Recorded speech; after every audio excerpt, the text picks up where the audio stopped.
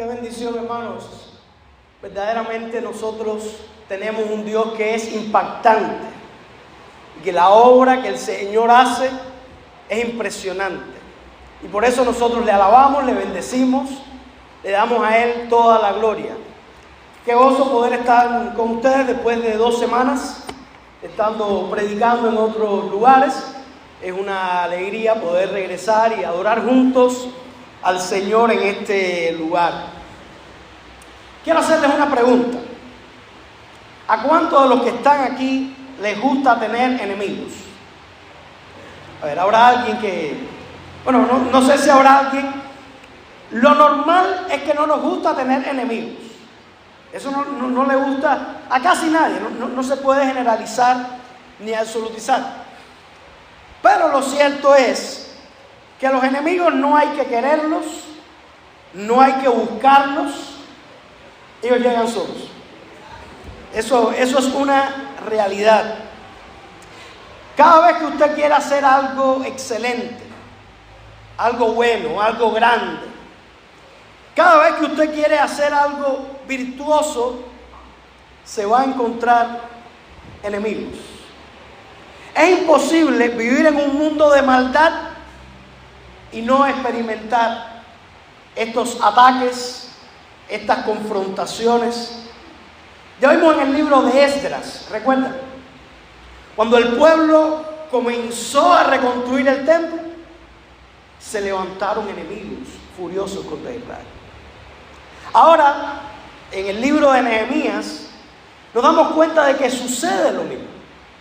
Cuando Nehemías se propone, por un llamado de Dios, por un sentido de hacer la obra de Dios, a reconstruir aquellas murallas, se levantaron furiosos enemigos que trataron de detenerlo. Y es muy interesante en este libro cómo se repite en diferentes lugares lo que hicieron estos enemigos. Y sobre todo nos llama la atención la respuesta de Nehemías y la respuesta del pueblo. Hay un libro muy famoso que se titula El arte de la guerra, de Sun Tzu. Y se estudian las estrategias militares y todas estas cosas. Podemos decir que de alguna manera el libro de Nehemías pudiéramos verlo como el arte de la guerra cristiana o el arte de la guerra dentro del pueblo de Dios. ¿Cómo responder? Vamos a estar viendo varios pasajes. El título del mensaje es ¿Cómo enfrentar al enemigo? Y vamos a estar viendo varios pasajes, pero ahora vamos a leer Nehemías 4 del 1 al 6. Nehemías 4 del 1 al 6. Dice la palabra del Señor. Cuando oyó Sanbalat que nosotros edificábamos el muro, se enojó y se enfureció en gran manera e hizo escarnio de los judíos. Y habló delante de sus hermanos y del ejército de Samaria y dijo: ¿qué hacen estos débiles judíos? ¿Se les permitirá volver a ofrecer sus sacrificios? ¿Acabarán en un día? ¿Resucitarán de los montones del polvo las piedras que fueron quemadas? Y estaba junto a él Tobías amonita, el cual dijo: lo que ellos edifican del muro de piedra, si subiera una zorra, lo derribará. Oye, oh Dios nuestro, que somos objeto de su menosprecio, y vuelve el baldón de ellos sobre su cabeza, y entrégalos por despojo en la tierra de su cautiverio. No cubras su iniquidad, ni su pecado sea borrado delante de ti, porque se airaron contra los que edificaban. Edificamos pues el muro, y toda la muralla fue terminada hasta la mitad de su altura, porque el pueblo tuvo ánimo para trabajar. Oramos. Padre, te damos gracias por tu palabra. Estamos suplicando que nos ayudes a entender el mensaje que tienes para nosotros. Que podamos aprender en ella cómo enfrentar los diversos enemigos que tratan de destruir la obra que tú estás haciendo en nosotros y que quieres hacer a través de nosotros. nos encomendamos a ti en esta hora. Y oramos en el nombre de Cristo. Amén. En el libro de Nehemías se repite varias veces la frase cuando oyeron o cuando vieron. Y se está refiriendo a un grupo de personas que les molestaba lo que los judíos estaban intentando hacer, que no querían la prosperidad y el progreso del pueblo de Israel. Y se va repitiendo, casi que como un crescendo. Fíjense ustedes, primeramente en el capítulo 2, versículos del 9 al 10. Cuando Nehemías llega por primera vez ahí a la tierra de Judea, a Jerusalén, dice: vine luego a los gobernadores del otro lado del río y les di las cartas del rey, y el rey envió conmigo capitanes del ejército y gente de a caballo. Pero oyéndolo Sanballat horonita y Tobías el siervo amonita, les disgustó en extremo que viniese alguno para procurar el bien de los hijos de Israel. Aquí está ese primer pasaje que nos dice cuando lo oyeron estas personas. Dice que se enojaron, se molestaron en extremo, porque ¿qué fue lo que escucharon ellos? Viene una persona de los judíos, viene uno del cautiverio que quiere hacerle bien al pueblo de Israel, que quiere hacerle bien a los hijos de Judá. También tenemos los versículos del 18 al 19, también del capítulo 2. Entonces les declaré cómo la mano de mi Dios había sido sobre mí, y asimismo las palabras que el rey me había dicho, y dijeron: levantémonos y edifiquemos. Así esforzaron sus manos para bien. Ya vimos este pasaje ya. Cuando Nehemías viene y convence al pueblo, los exhorta, y ellos dicen: vamos a edificar, vamos a unirnos, vamos a hacer la obra. Pero miren lo que dice el versículo 19. Pero cuando lo oyeron Sanballat horonita, Tobías el siervo amonita y Gesem el árabe, hicieron escarnio de nosotros y nos despreciaron, diciendo: ¿qué es esto que hacéis vosotros? ¿Os rebeláis contra el rey? Ya leíamos el versículo 1 del capítulo 4. Miren los versículos 6 y 7. Edificamos pues el muro, y toda la muralla fue terminada hasta la mitad de su altura, porque el pueblo tuvo buen ánimo para trabajar. Pero aconteció que oyendo Sanballat y Tobías y los árabes, los amonitas y los de Asdod, que los muros de Jerusalén eran reparados, porque ya los portillos comenzaban a ser cerrados, se encolerizaron mucho. Y vamos a leer finalmente en el capítulo 6, los versículos 1 al 2. Cuando oyeron Sanballat y Tobías y Gesem el árabe y los demás de nuestros enemigos que yo había edificado el muro y que no quedaba en el portillo, aunque hasta este tiempo no había puesto las hojas de las puertas, Sanballat y Gesem enviaron a decirme: ven y reunámonos en alguna de las aldeas en el campo de oro. Mas ellos habían pensado hacerme mal. Vemos que es como una constante que se repite. Cada vez que estas personas escuchaban, llegó algo de la cautividad. El pueblo se unió para llevar a cabo el proyecto. Ya el muro está por la mitad, ya lo están terminando, lo único que falta es poner las puertas. Cada vez que ellos oían eso, se molestaban, se encolerizaban y trataban de hacer algo para impedir aquella obra. Y eso me recuerda una frase que yo creo que es importante tenerla en cuenta, y es la que dice: el árbol que tiene fruto es al que se le tira piedras. ¿Usted ha visto a alguien que le esté tirando piedras a un árbol que no tiene fruto? Una mata de mango que no tiene mango, nadie le tira piedra. Pero cuando tiene fruto, y mientras mejor sea el fruto, mientras más bonitos sean los mangos, más grandes, más las personas van a tratar de tirarle piedras para obtener esos frutos. Y esa es la realidad. El árbol que no tiene fruto no se le tira piedra. Pero cuando usted quiera hacer algo en su vida que sea importante, algo para Dios, cuando Dios empieza a glorificarse en su vida, se van a levantar feroces enemigos. Eso es inevitable. Hay una frase que se le atribuye al Quijote, aunque es una frase espuria. Realmente no se dice eso en la obra de Miguel de Cervantes, pero muchas personas lo dicen como si fuera de él, y la frase es esta: los perros ladran, Sancho, señal de que estamos avanzando. Ha sido muy famoso y las personas lo repiten, pero bueno, no lo dijo el Quijote. Sin embargo, sí está en la literatura esta idea, y es parte del imaginario popular, porque es una realidad. Cuando tú estás avanzando, los perros van a ladrar.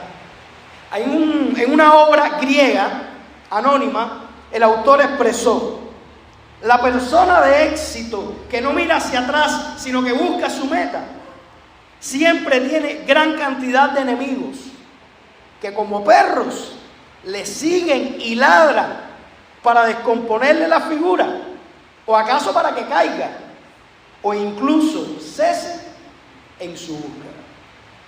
Y el famoso escritor alemán Goethe, en uno de sus poemas, precisamente titulado Ladran, escribió: en busca de fortunas y de placeres, mas siempre atrás nos ladran. Ladran con fuerza, quisieran los perros del potrero por siempre acompañarnos, pero sus estridentes ladridos solo son señal que cabalgamos. O sea, que no lo dijo el Quijote, pero otros sí han compartido esta idea. Lo que el Quijote sí dijo fue esto: la virtud es más perseguida de los malos que amada de los buenos. ¿Escucharon eso? La virtud es más perseguida de los malos que amada de los buenos. Y tristemente es así. Hay veces que es menor el amor que las personas, incluso los buenos, tienen por la virtud, que el odio de aquellos que aborrecen la virtud, que no la soportan y tratan de oponerse a ella. ¿Saben ustedes que esto también está en la Biblia? Primera de Pedro 4, del 3 al 4. Dice el apóstol Pedro: basta ya el tiempo pasado de haber hecho lo que agrada a los gentiles, andando en lascivias, concupiscencias, embriagueces, orgías, disipación y abominables idolatrías. ¿Qué está señalando aquí Pedro? La realidad de las cosas que nosotros hacíamos antes de conocer a Cristo. Todas aquellas prácticas que teníamos. Y está diciendo Pedro: basta ya de tener esas obras.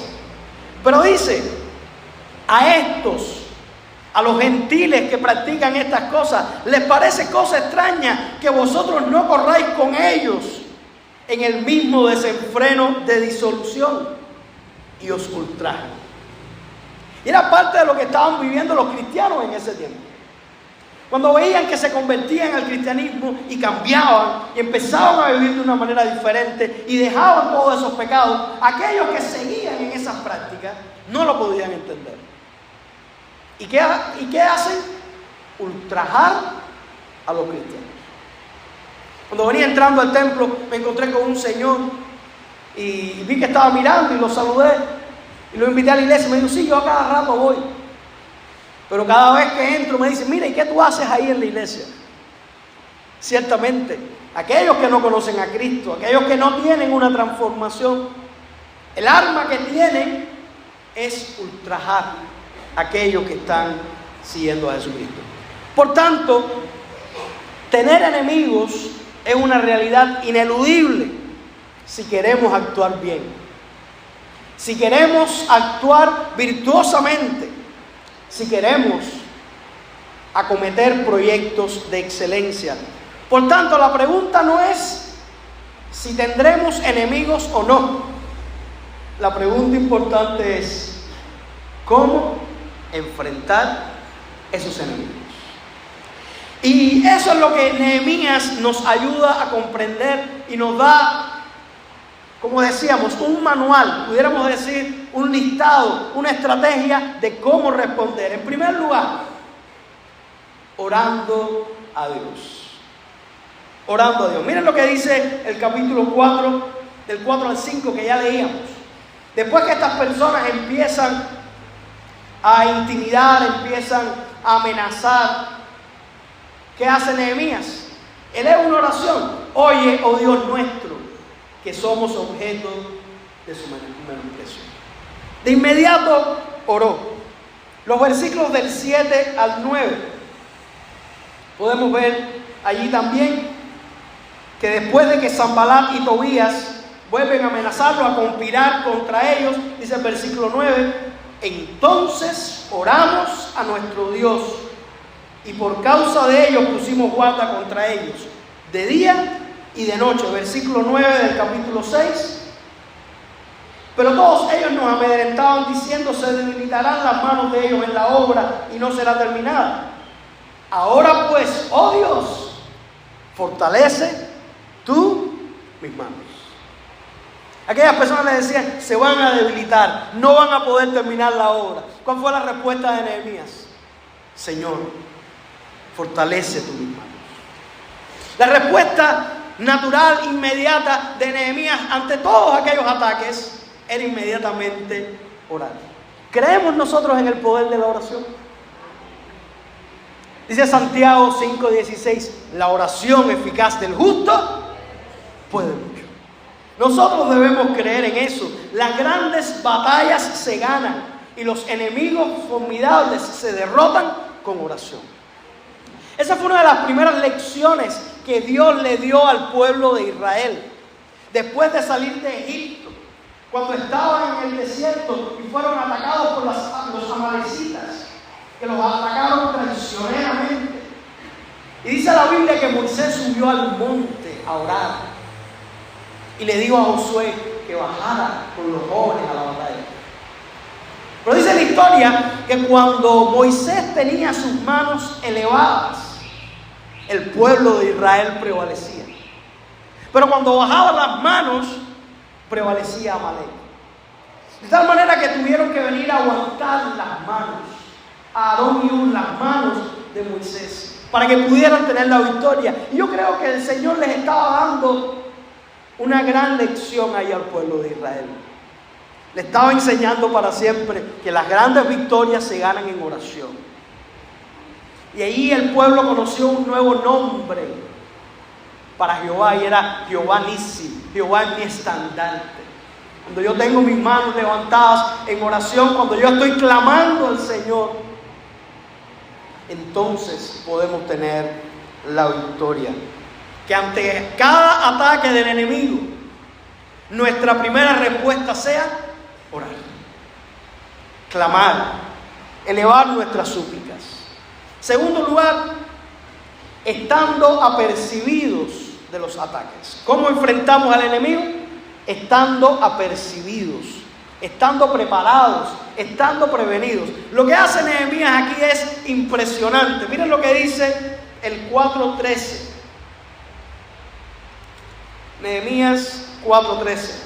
Entonces por las partes bajas del lugar, detrás del muro y en los sitios abiertos, puse al pueblo por familias, con sus espadas, con sus lanzas y con sus arcos. Después de que los amenazaron, después que le dijeron vamos a venir a atacarlo, él puso a las familias, cada uno con lanzas, con espadas, con jabalinas, con arcos. Dice el versículo 16, desde aquel día la mitad de mis siervos trabajaban en la obra y la otra mitad tenía lanzas, escudos, arcos y corazas, y detrás de ellos estaban los jefes de toda la casa de Judá. Los que edificaban el muro, los que acarreaban y los que cargaban, con una mano trabajaban en la obra y en la otra tenían la espada. ¿Podemos imaginarnos eso? Trabajando en la obra, con una espada en la mano y con el instrumento allí para hacer el trabajo de albañilería en la otra. Dice el versículo 18, porque los que edificaban, cada uno tenía su espada ceñida a sus lomos, y así edificaban, y el que tocaba la trompeta estaba junto a mí. Miren los versículos ahora del 21 al 23. Nosotros pues trabajamos en la obra, y la mitad de ellos tenían lanza desde la subida del alba hasta que salían las estrellas. También dije entonces al pueblo: cada uno con su criado permanezca dentro de Jerusalén, y de noche sirvan de centinela, y de día en la obra. Y ni yo, ni mis hermanos, ni mis jóvenes, ni la gente de guardia que me seguía, nos quitamos nuestro vestido. Cada uno se desnudaba solamente para bañarse. Nehemías exhortó a los que construían el muro que siguieran trabajando, pero que no bajaran la guardia. Los hizo conscientes: hay un enemigo, tenemos que estar preparados, no podemos dormirnos. El enemigo siempre busca atacarte cuando tú no lo esperas, cuando tú estás descuidado. Tristemente, eso es lo que hemos visto en estos días, en la situación que hay con Israel, Palestina, Hamás. Por cierto, que en estos días quiero preparar un estudio acerca de toda esta problemática del conflicto histórico, porque hay mucha manipulación mediática y es terrible lo que está ocurriendo ahí. Este grupo terrorista, y lo digo con toda responsabilidad, Hamás es un grupo terrorista. Esperaron un momento en que el pueblo de Israel, el Israel étnico de la actualidad, estaba descuidado. Estaban terminando de celebrar la fiesta de los tabernáculos.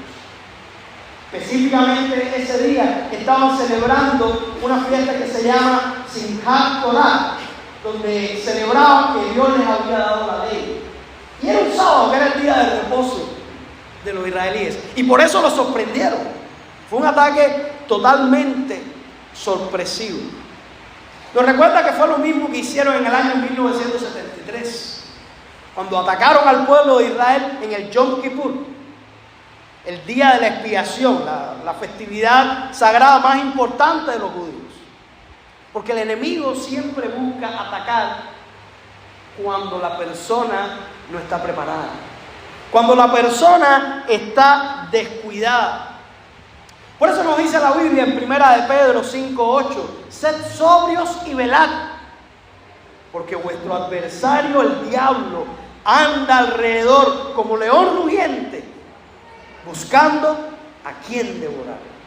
Y la palabra es clara: sean sobrios, velen, no se descuiden. Dice también Efesios 6 del 10 al 13: por lo demás, hermanos míos, fortaleceos en el Señor y en el poder de su fuerza.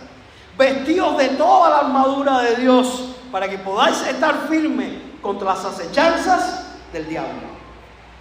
El diablo es el gran enemigo. Constantemente está tirando dardos. Así como Hamás constantemente le está tirando cohetes a Israel. Y después, cuando Israel le responde, se ponen a llorar y todo el mundo habla de qué abusadores son los israelitas, pero constantemente están ahí los Hamás tirando sus misiles. El enemigo está tirando sus dardos de fuego. Y dice la Biblia que debemos estar vestidos de la armadura de Dios para cuando llegue el día malo poder resistir. Porque algunas veces nos vamos descuidando y nos vamos relajando y no utilizamos esas armas espirituales que el Señor nos ha dado. Descuidamos el escudo de la fe, descuidamos la oración, descuidamos la palabra, que es la espada. Y cuando viene ese día malo, que somos atacados por el enemigo, entonces no podemos resistir. Estamos desprevenidos. Dice el versículo 12: porque nuestra lucha no es contra sangre y carne, sino contra principados, contra potestades, contra los gobernadores de las tinieblas de este siglo, contra huestes espirituales de maldad en la regiones celestes. Cuando nosotros pensamos en los enemigos del cristiano, la Biblia enseña que los enemigos fundamentales son espirituales y que tratan de destruirnos. Por tanto, no te creas firme, no te creas fuerte, no pienses que eres invulnerable. Hay momentos en que nos sentimos así. Cuando venimos a adorar al Señor y cantamos esas alabanzas y escuchamos la palabra y estamos en comunión en iglesia, nos sentimos tan llenos y nos parece como Pedro y decimos: Señor, yo nunca te voy a negar. Y no nos damos cuenta de que somos débiles. Como dice la Biblia, por tanto, el que cree estar firme, mire que no caiga. Entonces, la manera de responder al enemigo es estar apercibidos, es estar preparados, es estar dependiendo del Señor, es ponernos la armadura de Dios. La tercera manera en que podemos responder al enemigo es manteniéndonos enfocados en la misión. El enemigo quiere destruir lo que es valioso para ti, porque te aborrece, te odia. Nehemías incita al pueblo a que peleen, y eso está en el 4:14, a que peleen por sus hermanos, por sus hijos, sus hijas, sus mujeres y sus casas. Tenemos que luchar por nuestra familia. El enemigo quiere destruir a nuestra familia. Y qué bueno que nosotros podamos ser conscientes de eso y no perder esa perspectiva. Pero además de eso, el enemigo quiere apartarte de la obra de Dios. Una vez que los judíos se prepararon para el ataque, dice la Biblia que volvieron a edificar. Volvieron a levantar los muros. Dice el versículo 15 del capítulo 4. Y cuando oyeron nuestros enemigos que lo habíamos entendido y que Dios había desbaratado el consejo de ellos, nos volvimos todos al muro, cada uno a su tarea. Qué impresionante, mis hermanos. Ninguno de aquellos que se sumaron y se unieron para construir el muro se dejó amedrentar. Una vez que se prepararon y tenían las armas en las manos, volvieron, dice, todos al muro. Volvieron a edificar, volvieron a hacer la obra. Cuando Sanbalat, Tobías y Gesem vieron que la amenaza y la intimidación no funcionó, buscaron otras maneras de estorbar a Nehemías y al pueblo para que no hicieran la obra. Porque en definitiva lo que ellos querían era que el pueblo se mantuviera en oprobio, en vergüenza, sin muros. Y estaban haciendo cualquier cosa. Así que no funcionó la amenaza, no funcionó la intimidación, cambiaron la estrategia. Miren lo que dice el capítulo 6, versículo 2. Sanbalat y Gesem enviaron a decirme: ven y reunámonos en alguna de las aldeas en el campo de Ono. Mas ellos habían pensado hacerme mal. Y les envié mensajeros diciendo: yo hago una gran obra y no puedo ir, porque cesaría la obra, dejándola yo para ir a vosotros. Fíjense que la estrategia de estos enemigos del pueblo de Israel era quitarlo, que ellos dejaron el trabajo. Así que empezaron a llamar: vamos a reunirnos, vamos a tener una cumbre, vamos a conversar, vamos a dialogar. Pero me gusta tanto como dice Nehemías: yo tengo una gran obra que hacer. Yo no puedo dejar de hacer esa obra. Qué bueno que nosotros podamos entender eso, mi hermano. Que como hijos de Dios, nosotros estamos llamados a hacer una gran obra. Y que el enemigo va a hacer todo lo posible para desenfocarte. Para que tú salgas. Si no puede intimidarte, si no puede amedrentarte, él va a tratar de mantenerte ocupado con otras cosas. Dice el versículo 4. Y enviaron a mí con el mismo asunto hasta 4 veces. Y yo les respondí de la misma manera. Oye, esos Sanbalat, Tobías y Gesem eran insistentes. Y así muchas veces el enemigo, ¿no? Está ahí, no descansa. 3, 4 veces le mandaron a decir: vamos a reunirnos, vamos a hablar, vamos a conversar. Pero también Nehemías era perseverante y estaba enfocado. Las 4 veces Nehemías le respondió lo mismo: yo estoy haciendo una gran obra, yo tengo un llamado y yo no puedo moverme de ese llamado. Miren lo que dice el versículo 5, allí también del capítulo 4, del capítulo 6. Entonces Sanbalat envió a mí su criado para decir lo mismo por 5ª vez, 5 veces, con una carta abierta en su mano, en la cual estaba escrito: se ha oído entre las naciones y Gasmulo dice que tú y los judíos pensáis rebelaros y que por eso edificas tú el muro con la mira, según tus palabras, de ser tú su rey. Esta fue la quinta vez, viene con una carta en la mano. Esa carta era una amenaza, porque si este comentario, si esta difamación, por una difamación, llegaba al rey Artajerjes, Nehemías, y si el rey Artajerjes la creía, Nehemías estaba en un serio problema. Así que manda esto para que nuevamente venga a conversar con ellos. Pero miren cómo responde Nehemías. Entonces envié yo a decirle: no hay tal cosa como dices, sino que de tu corazón tú lo inventas. Desmintió por aquello de que el que calla otorga. Él le dijo: eso es mentira, pero yo voy a seguir haciendo mi obra. Ni aún así voy a ir a conversar con ustedes. ¿Cuánto nos distraen las calumnias muchas veces? Personas que levantan falso testimonio, falsa calumnia, y eso nos roba la energía. Y algunas veces, porque otros nos calumnian, dejamos de hacer lo que Dios nos ha llamado a hacer. Nehemías nos enseña que debemos desmentir y seguir adelante, seguir con el llamado que Dios nos ha hecho. Por otra parte, si el enemigo no puede amedrentarte, y esa es una enseñanza importante aquí, para que dejes de hacer la obra, buscará la manera en que te dediques a hacer otras cosas. Y de esa manera ha enredado a muchos. Decía la famosa Corrie ten Boom, aquella mujer judía que estuvo en los campos de concentración nazi, una historia preciosa, y pudo sobrevivir. Y era una gran oradora. Y en una oportunidad ella dijo: si el diablo no puede hacerte pecar, te mantendrá ocupado. Te mantendrá ocupado. Si no puede hacerte malo, te va a mantener ocupado en otras cosas para que tú no estés cumpliendo el propósito y el llamado de Dios para tu vida. Y eso es lo que le decía también Pablo a Timoteo cuando le dijo: ninguno que milita se enreda en los negocios de la vida a fin de agradar a aquel que lo tomó por soldado. Nehemías no se dejó desviar de ninguna manera de la misión que el Señor le había dado. El enemigo, ese enemigo con mayúscula, odia la misión de Dios y va a hacer todo lo posible para apartarte de ella, a las buenas o a las malas. Encontré en estos días una cita de un autor anónimo, pero me gustó muchísimo y tiene mucho que ver con este mensaje.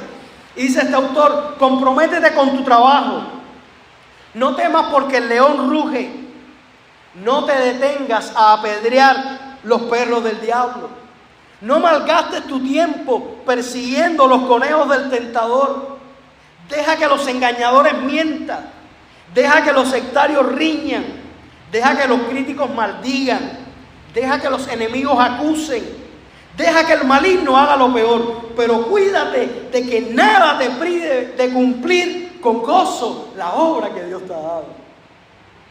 Cuídate de que ninguna de estas cosas te aparten del llamado y del propósito que Dios tiene con tu vida.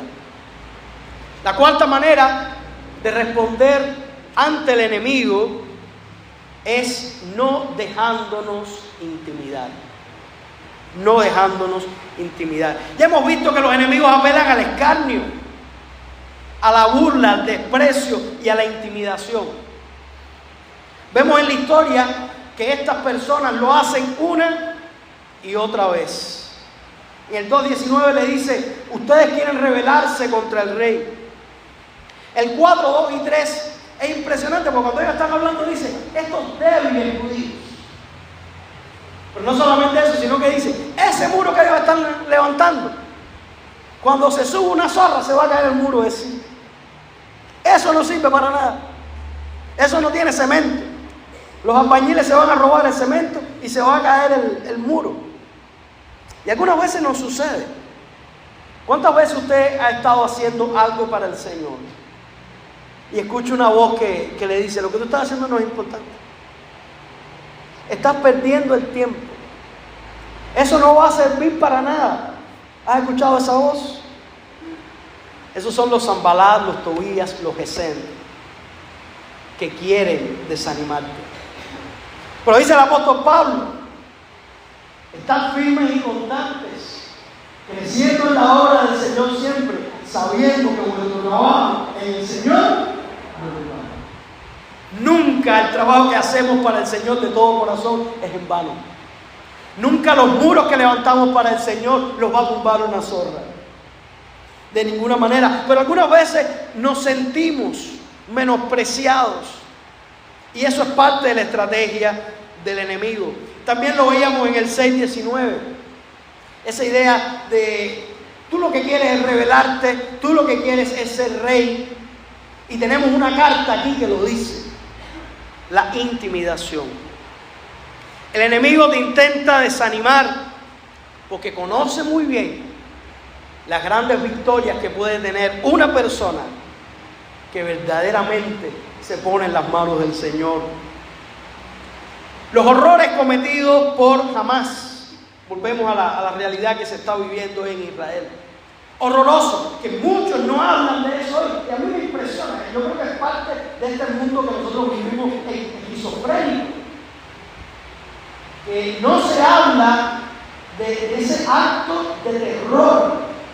Cómo entraron y mataron a personas, a civiles, a sangre fría. O sea, hoy están hablando de que Israel está atacando, está tratando de destruir a ese grupo terrorista, que además se esconde detrás de mujeres y niños. Entonces, hoy escuchamos: ay, mira, eso mataron mujeres y niños. Y esa es la culpa de Israel. Pero no hablan de que los miembros de Hamas son tan cobardes que atacan a Israel y después se esconden detrás de mujeres y niños. Y sus centros de operaciones los tienen en bases debajo de hospitales y debajo de escuelas. Tienen un sistema de túneles. Y no tienen refugios antiaéreos para el pueblo de Palestina, los habitantes de Gaza. Lo tienen para ellos, para protegerse de ellos. Entonces, estas personas que entraron y a sangre fría mataron mujeres, niños, ancianos, bebés. ¿Y saben por qué sabemos de todo esto? Porque ellos mismos lo grabaron. Tenían cámaras corporales. Y mientras estaban haciendo todas aquellas atrocidades, todo eso quedó documentado. Que algunas veces utilizando los propios teléfonos de las personas que estaban agrediendo. ¿Saben por qué lo hicieron? Para intimidar. Para que el pueblo de Israel se llenara de temor. Y el enemigo siempre trata de poner miedo. De decirnos: te voy a destruir. Tú no vas a poder seguir adelante, voy a destruir a tu familia, te voy a destruir a ti. Tú no vas a lograr hacer nada. Pero no podemos permitir que el miedo nos paralice. ¿Saben por qué el miedo es una táctica muy eficaz en la guerra? Porque cuando una persona se deja intimidar, queda paralizada. No puede hacer nada más. Hay unas palabras muy sabias que le dijo Séneca a Nerón en un momento que lo estaba amenazando. Él le dijo: tu poder radica en mi miedo. Ya no tengo miedo, tú ya no tienes poder. Y es cierto, aquello que nosotros tememos tiene control sobre nuestra vida. Cuidado también con los enemigos internos. Miren lo que dice el 6, capítulo 6, versículo 10. Vino luego a la casa de Semaías, hijo de Delaía, hijo de Mehetabel, porque él estaba encerrado, el cual me dijo: reunámonos en la casa de Dios dentro del templo y cerremos las puertas del templo, porque vienen para matarte. Sí, esta noche vendrán a matarte. ¿Saben quién dijo esas palabras? Un judío. Una persona que supuestamente era amigo de Nehemías. Supuestamente le está dando un consejo de que se cuidara. Pero en realidad, dice el pasaje más adelante, que había sido sobornado. Precisamente para lograr este propósito de atemorizar a Nehemías. Y algunas veces el enemigo utiliza aún a personas que son del pueblo de Dios para infundirnos temor o para desviarnos del propósito. Fíjense que logró hacer eso incluso con un hombre de Dios tan grande como fue el apóstol Pedro. Después de la gran confesión en Cesarea de Filipo, que Jesús por primera vez le dice a sus discípulos que era necesario que él fuera a Jerusalén y muriera y fuera ultrajado por los líderes de los judíos y padeciera.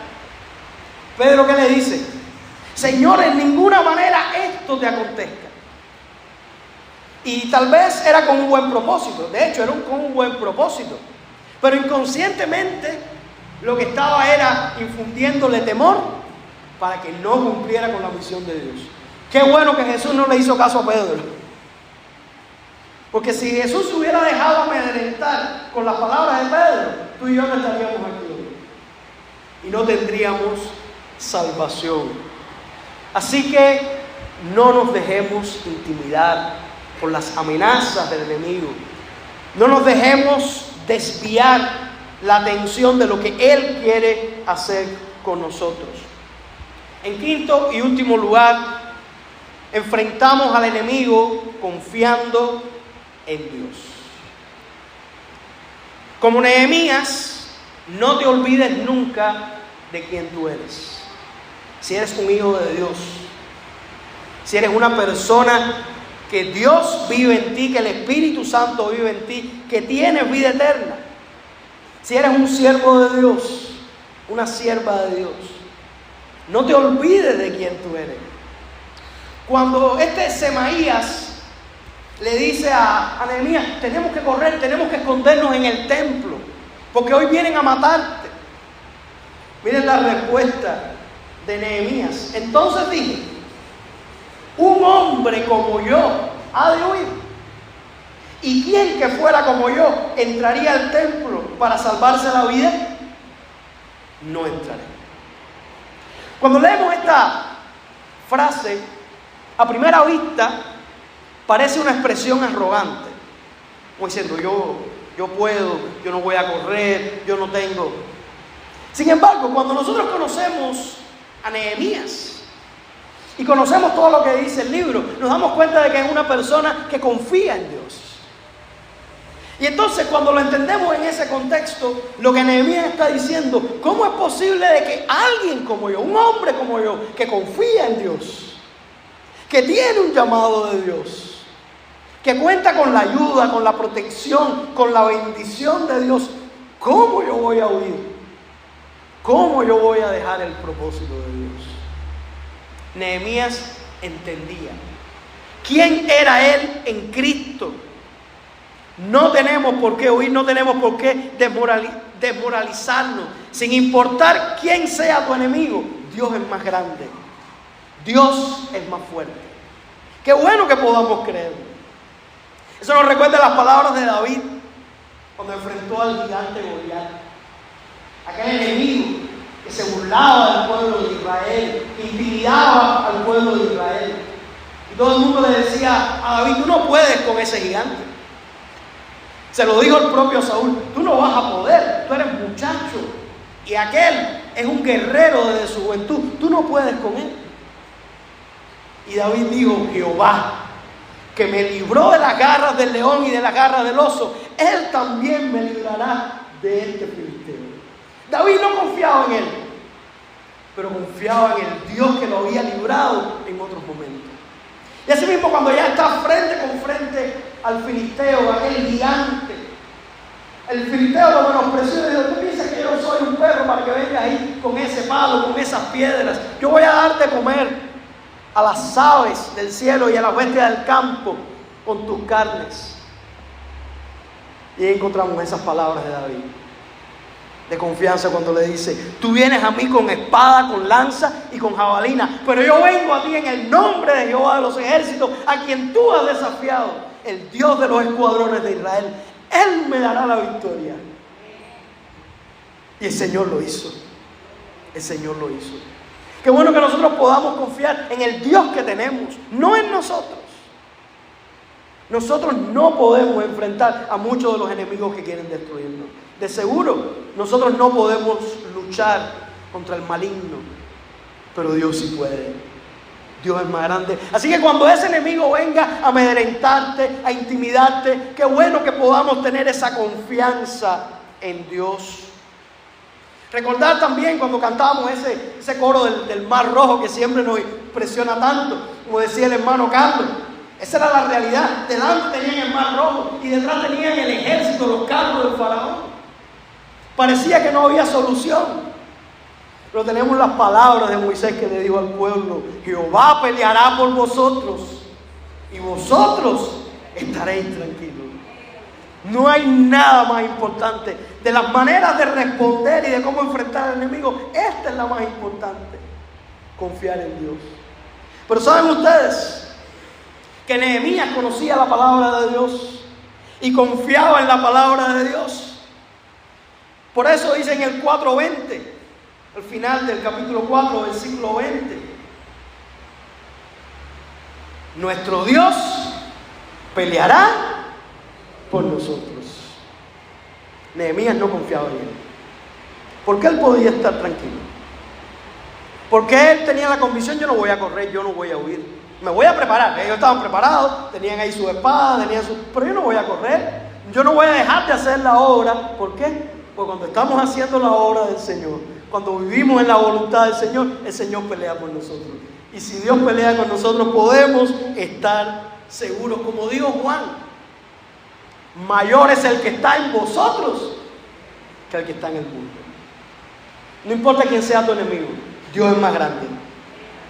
Dios es más fuerte. No olvidemos tampoco las palabras de Pablo en Romanos 8:31. Si Dios es por nosotros, si Dios es por nosotros, qué bueno que podamos creer eso. El resultado de enfrentar la oposición de manera adecuada fue que se terminó la obra de manera exitosa.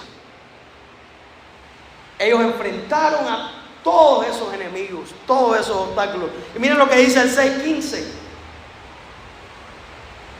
Fue terminado pues el muro el 25 del mes de Elul, en 52 días. Eso es un milagro. Que pudieran terminar un muro con esas características en 52 días, con todos los obstáculos, con todas las adversidades, con toda la hostilidad, con toda la oposición. Esa fue la mano del Señor. Y dice el versículo 16: y cuando lo oyeron todos nuestros enemigos. Ven, se repite nuevamente la frase: cuando lo oyeron. Pero aquí lo que escucharon ellos fue muy feliz. Cuando escucharon que ya el muro estaba completado en 52 días, temieron todas las naciones que estaban alrededor de nosotros y se sintieron humillados y conocieron que por nuestro Dios había sido hecha esta obra. Cuando tú te mantienes firme, viviendo para Dios, haciendo su voluntad, cumpliendo con la misión que Él te ha dado, al final el Señor te dará la victoria y aún los enemigos tendrán que glorificar a Dios y tendrán que reconocer: esto no es Nehemías, estos no son estos hombres, este es el Dios que ellos tienen. Y ese es nuestro mayor deseo: glorificar a Dios, que otros reconozcan que ha sido Dios y solamente Él quien ha obrado. ¿Cómo podemos enfrentar al enemigo? Orando, apercibidos, enfocados, no intimidados y finalmente confiando en Dios.